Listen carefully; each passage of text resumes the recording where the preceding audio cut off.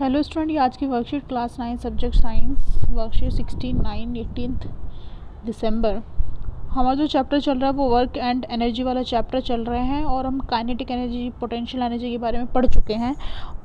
आज का जो टॉपिक है वो है law of conservation of energy.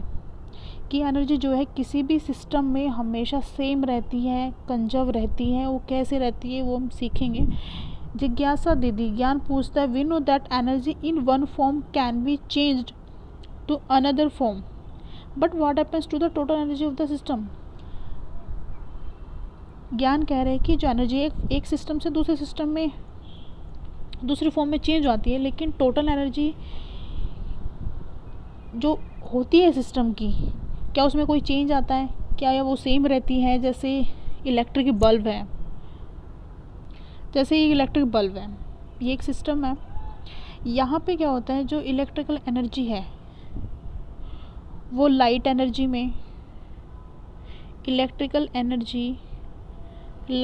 में कन्वर्ट हो रही है, लेकिन थोड़ी सी जो एनर्जी है वो हीट में भी कन्वर्ट हो रही है।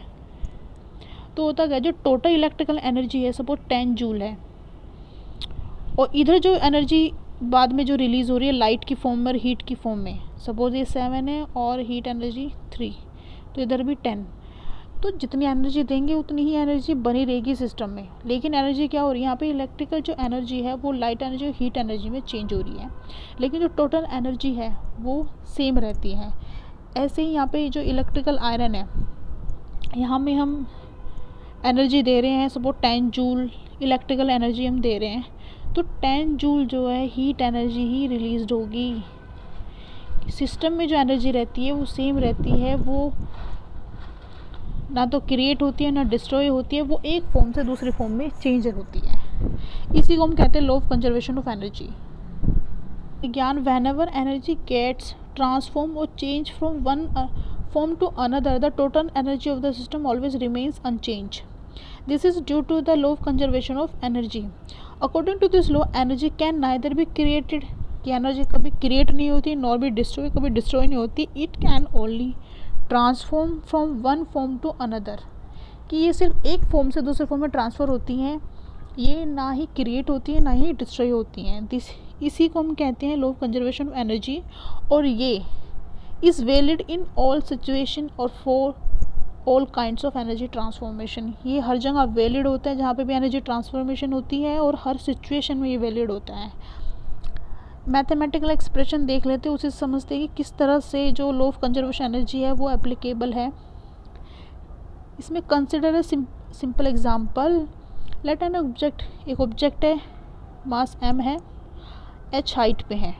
ये देखिए ग्राउंड है, h हाइट पे ये ऑब्जेक्ट है, ये रखा हुआ है। तो इसकी पोटेंशियल एनर्जी जो है मैक्सिमम होगी, काइनेटिक एनर्जी 0 होगी, क्योंकि v क्या है यहाँ पे 0। The total energy of the system of the object क्या होगी, mgh। स्टार्टिंग में mgh हो जाएगी, क्योंकि v काइनेटिक एनर्जी तो 0 है, बिकॉज v 0 है। if as it falls the potential energy will change into kinetic energy. If v is the velocity of object at a given instant, the kinetic energy half mv square। उसके बाद क्या होता है, जो ये object है यहाँ पे इसको नीचे गिराया, तो जो हाइट है वो कम हो गई धीरे धीरे।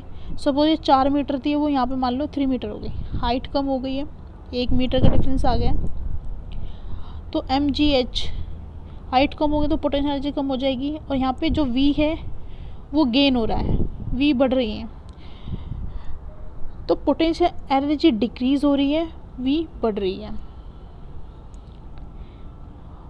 उसके बाद when the object is about to reach the ground, अब धीरे धीरे जब ऑब्जेक्ट नीचे जाएगा तो v बढ़ता जाएगा और h घटता जाएगा। तो जो mgh है यानी जो पोटेंशियल एनर्जी है वो क्या करेगी, घटती जाएगी, और काइनेटिक एनर्जी जो है वो बढ़ती जाएगी। When the object is about to reach the ground at height h is equal to 0, जैसे ही वो ग्राउंड में पहुंचेगा तो v होगी उसकी क्या होगी, मैक्सिमम होगी, और जो टोटल एनर्जी क्या हो जाएगी वो हाफ mv स्क्वायर के बराबर हो जाएगी। पहले जो काइनेटिक एनर्जी थी ऊपर यहाँ पे वो 0 थी, लेकिन टोटल एनर्जी कितनी, पोटेंशियल एनर्जी के बराबर। उसके बाद ये धीरे धीरे नीचे आता है, पोटेंशियल एनर्जी जो है वो डिक्रीज़ होती है, काइनेटिक एनर्जी बढ़ती जाती है। जैसे ही ऑब्जेक्ट ग्राउंड को हिट करता है, जो टोटल एनर्जी है वो हाफ एम स्क्वायर यानी काइनेटिक एनर्जी के बराबर हो जाती है। तो यहाँ से आप समझ सकते हो, therefore the kinetic energy would be the largest and the potential energy the least. However the sum of potential energy kinetic energy of the object would be the same at all points. लेकिन जब हम दोनों energy का total कर दे हर एक points पे, यहाँ पे जब ग्राउंड पे पूछता है तब वो क्या रहता है, वो सेम रहता है। The potential energy kinetic energy is constant, mgh plus half m square हर पॉइंट पे जो है वो सेम रहेगा। The sum of the kinetic energy and the potential energy of an object is its total mechanical energy. हम पहले ही पढ़ चुके हैं कि दोनों का सम करेंगे तो उस एनर्जी को बोलेंगे हम mechanical energy. We find that during the free fall of the object, the decrease in potential energy at any point in its path appears as an equal amount of increase in kinetic energy. Suppose 10 joule जो है वो घट रही है potential energy, तो kinetic energy जो होगी ना वो 10 जूल बढ़ जाएगी उस पर्टिकुलर पॉइंट पे। तो there is a continual transformation of gravitational potential energy into kinetic energy. तो जैसे ऑब्जेक्ट ऊपर से नीचे की तरफ आएगा, जो ट्रांसफॉर्मेशन है पोटेंशियल एनर्जी का इनटू काइनेटिक एनर्जी का, वो कंटिन्यूसली होता रहेगा जब तक ऑब्जेक्ट ग्राउंड पे हिट नहीं करता, जब तक टोटल एनर्जी जो है काइनेटिक एनर्जी के बराबर नहीं हो जाती। इसको हम एक और डायग्राम से समझते हैं। टिंग में जो ऑब्जेक्ट है यहाँ पे वो रेस्ट में है, ये किसी पर्टिकुलर हाइट मान लेते हैं h हाइट पे है, यहाँ पे रेस्ट में है, और इसकी जो पोटेंशियल एनर्जी है बॉल की वो 20 जूल है, काइनेटिक एनर्जी 0 रहेगी, तो जो टोटल एनर्जी है वो 20 जूल। लेकिन जैसे वो बॉल जो है नीचे आती है, बी पोजीशन पे आती है, तो जो पोटेंशियल एनर्जी है वो हाइट की घटने की वजह से क्या होगा, 5 जूल घट गई, लेकिन काइनेटिक एनर्जी है 5 जूल बढ़ जाती है। उसके बाद जब सी पोजीशन पे आती है तो पोटेंशियल एनर्जी 10 जूल हो जाती है, काइनेटिक भी 10 जूल हो जाती है। जब टोटल करते हैं तो 20 जूल, ऊपर भी टोटल करेंगे तो 20 जूल। नीचे जब डी पोजीशन पे आती है पोटेंशियल एनर्जी और घट जाती है, 5 जूल हो जाती है, और स्पीड बढ़ने की वजह से जो काइनेटिक एनर्जी है वो 15 जूल हो जाती है। लेकिन जो टोटल क्या है 20 joule. Just before the hitting the ground, जैसे ही ग्राउंड को हिट करती है बॉल ई पोजीशन पे, तो जो पोटेंशियल एनर्जी है वो 0 हो जाएगी और काइनेटिक एनर्जी 20 जूल हो जाएगी, और टोटल एनर्जी कितनी हो जाएगी 20 जूल। तो this is a conservation of energy during the free fall of a ball. तो यहाँ पे देख हर पॉइंट पे जो काइनेटिक एनर्जी का और पोटेंशियल एनर्जी का जो सम है वो सेम है। तो यही है law of conservation of energy कि energy neither be created nor be destroy, but it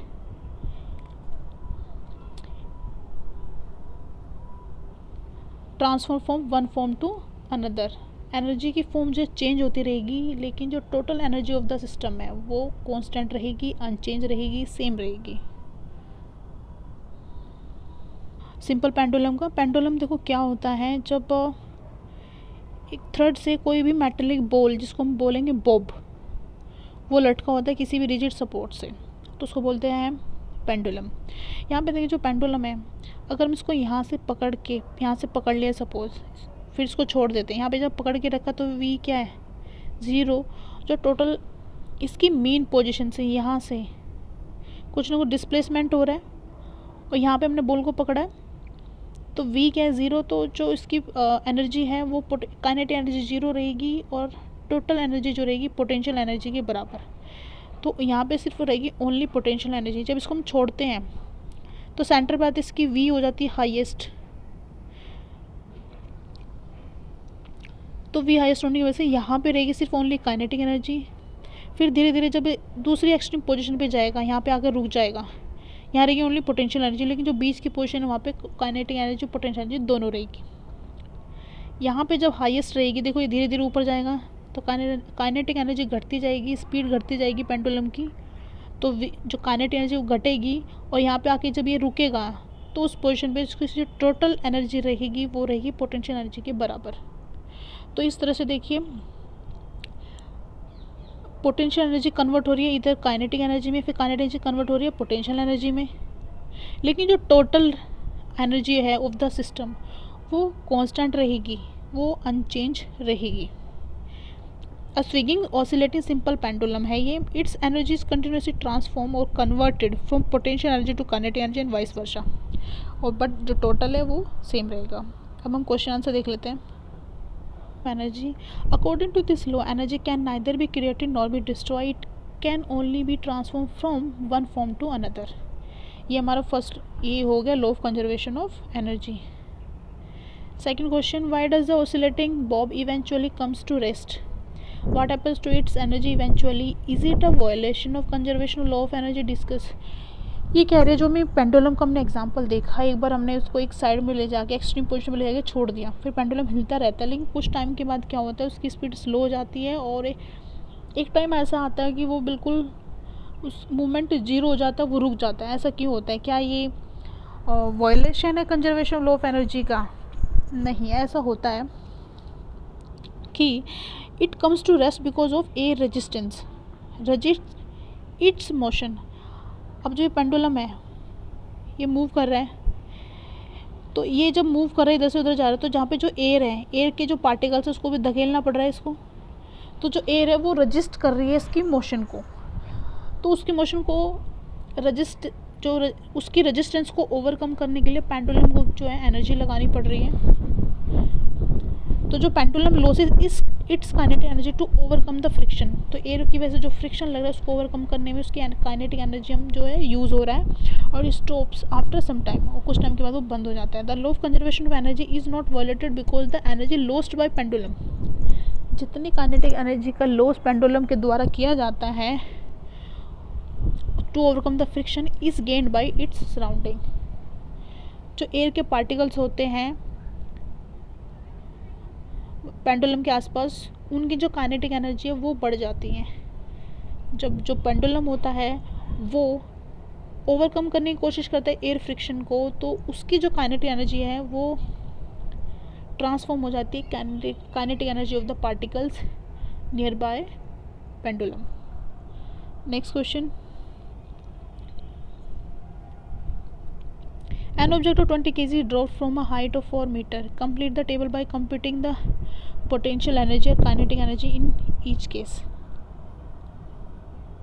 हमें ये वाली टेबल कंप्लीट करनी है कि जो ऑब्जेक्ट 4 मीटर पे है, 3 मीटर पे है, 2 मीटर पे है और अबाव द ग्राउंड है. तो स्टार्टिंग में जो उसकी पोटेंशियल एनर्जी 800 जूल है, काइनेटिक एनर्जी कितनी होगी, टोटल मैकेनिकल एनर्जी कितनी होगी, तो ये भी हमें टेबल कंप्लीट करनी है. तो उसको देख लेते हैं. तो जो हम हाइट दे रखी है वो 4 मीटर दे रखी है और v है जो ऑब्जेक्ट बिल्कुल हाइट पे होगा, यहाँ पे 4 मीटर की हाइट पे यहाँ पे जब ऑब्जेक्ट होगा तो उसकी v क्या होगी 0 और टोटल जो एनर्जी होगी वो mgh के बराबर होगी. m दे रखा हमें 20 kg, 10 हमें लेना है g और 4 है हाइट, तो 800 जूल.